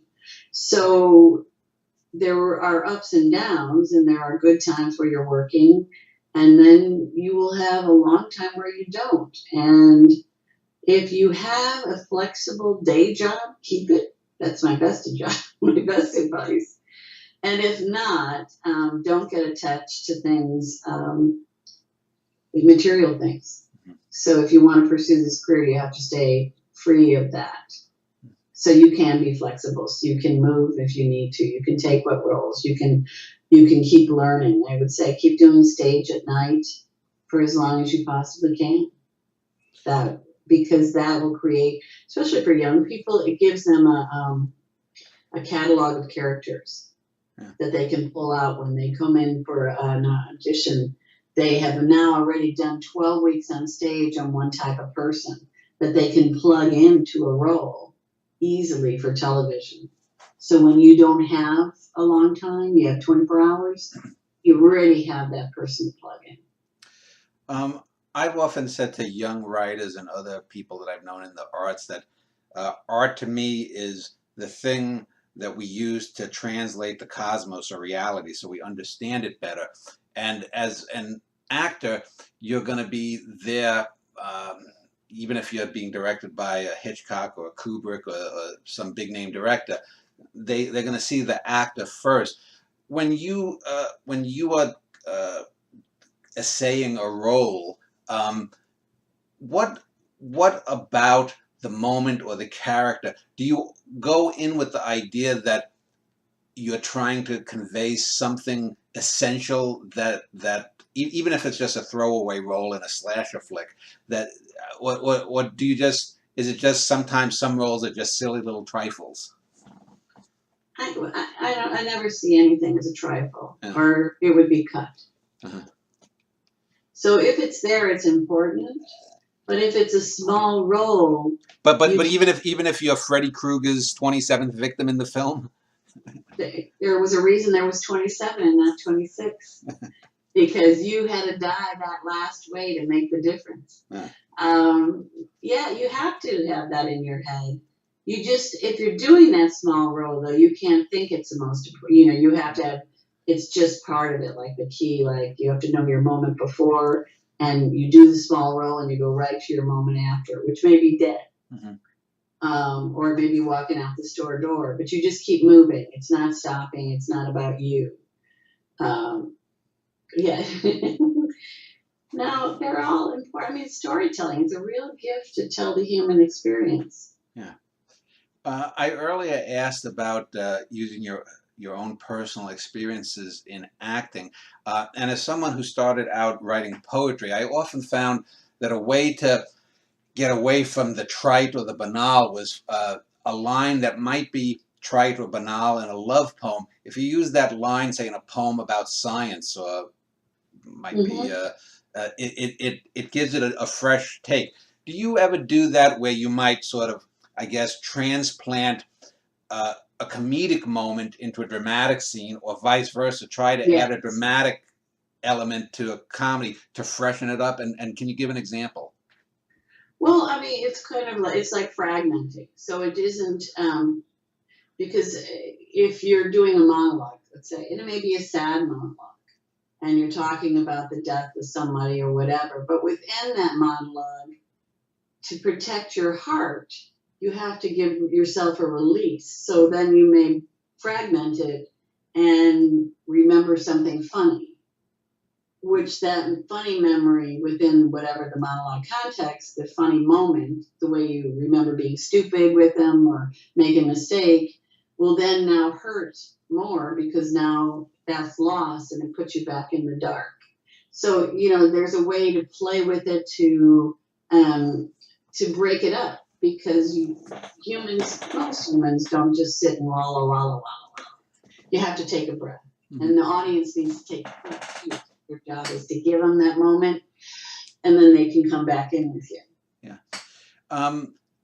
As an actor, you're doing performing art, interpretive art, because the words generally, 99% of them, are being written by the writers or being added by the director if you have some. Do you find that, well, what kind of creative spark do you bring when you're interpreting something that has emanated from someone else? You're doing a film of, say, Hemingway, and everyone's read, say, Old Man and the Sea or something, and your character or something that's kind of familiar, and yet it's someone else's idea and words, but you're the person at the fulcrum between the art and the audience. Where does that creative spark or interpretive spark come from? Well, you're in the moment. So you're alive in the moment. So you're already fresher than when it was written. And you are more expressing this moment where that was that. So you're bringing that to here to send it to the audience, you know, to make it present day, present moment for them. So it just in that process makes it more alive and transitions it. My life experience, whatever happened in the world that day, will also filter in because that's what the audience is feeling. So you have to express that. I mean, you'll do it, you know, there's sometimes you'll be doing what you think is a comedy, but you feel the audience and it's going somewhere else. So you guide it with them. It's where they need to be that day, what they need to feel, what they need to release. You know, I did a one-person play called Goddess of My Heart, and it was written by Carrie Mann Lunsford. It was a great homage to Katie Lang. And the original production of it was a broad slapstick comedy. And I'm like, God, that's not what this is. And I did it, and I got great reviews, but I told Carrie, I put up another event, an arts event, and I did this piece. I said, you got to come and let me show you what I see it to be, which is a real human woman, not someone you're making fun of. There's a lot of humor in it still. But she wrote about a woman who was trapped in a marriage and a life with these kids, and no one respected her in a small town, and her whole life was released by what freedom she saw of Katie Lang. And it was a beautiful piece, but yeah, you could do it slapsticky and it'll work. But it gave me great joy to be able to show her what she wrote. Yeah. And because that's the actor's job, is to just to layer on top of what the actor saw. I mean, what the writer saw. Well, let me end with a question going back to stage, and then I'll just give you a few minutes to, we'll talk about anything else we may have missed. But I interviewed an actor, about a year and a half, 2 years ago, and he gave an anecdote about the great stage actor Jason Robards. And he said that back when he was in college in the 70s, he saw Robards do one of the O'Neill plays, and afterwards he went backstage and met Robards, and Robards quizzed him. He said, "Did you see what I did wrong?" And the young actor, at first didn't say anything, but then he said whatever it was that he flubbed a line or two and whatnot. And Robards said, "Yes, but you notice that the audience didn't notice it." And he said, "That's why you have to keep going on, because it's always the first performance that audience is going to see. They're not seeing what you did yesterday or the day before or 2 or 3 days from now. They're only seeing that one performance." And he said that the actor I interviewed said that was sort of a revelation, that it freed him from that, okay, you might flub a line tonight, or you might miss a mark or whatever, but to the audience, they don't know necessarily, unless it's obvious, that there's a flub. Do you think that that's a good philosophy, especially for stage acting? Oh, but even more than that, it is when you're tired or you don't think it's fresh, or where people take it for granted when they've been in a show for a while. It's this audience paid, Yeah. and it is the only time they're going to hear this story. Yeah. And that's where you have to get your freshness. And the fact is, if there is a flub, and there always is something, that people actually enjoy that when they see it, because they enjoy the recovery. Yeah. The brilliance of the recovery is the joy of theater, no matter what goes wrong. That's why they wanted to be there. Yeah. And so, and so you have to let it go. You can't beat yourself up. But that happens also when you're working on camera and had a bad day, or there's some days, I was working with a young man and he just couldn't get the line right. It wasn't coming out. We're doing it over and over. And I just leaned in and I say, slow it down and it'll come out. You're sick. Just say it slow.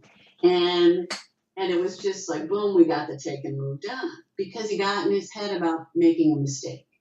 It's like, we're human. That happens. Well, let me then just wrap things up and ask you, I had asked you about advice for younger actors. Is there anything that you can say about the art or the craft of acting that I guess anyone wanting to go into the craft might need to hear You know, anything that comes to your mind? Well, the greatest gift anyone has to bring to their art form is themselves and their experience, and their difference is what makes them uh, more important. And so worrying about what anybody else has achieved or looks like or has done or has nothing to do with you, because the work that you will get as an artist is because you are being true to whatever you need to say. And don't worry about it. Make your own art. Put up things in coffee shops. Acting is the only art form you don't do alone. Mm-hmm. You know, you have to have an audience. You have to have someone there. Just doing a monologue by yourself is fine, but you need another person. So do as much as you can. Don't worry about anyone else, and enjoy every step of anonymity, because the minute you're seen, you're never invisible again. Well, I will link to your website, patriciabethune.com, below this video, so people can click there for any further information. I want to thank you for spending almost 2 hours speaking about acting, and good luck further in your career. Thank you so much. I appreciate talking. This has been a real pleasure.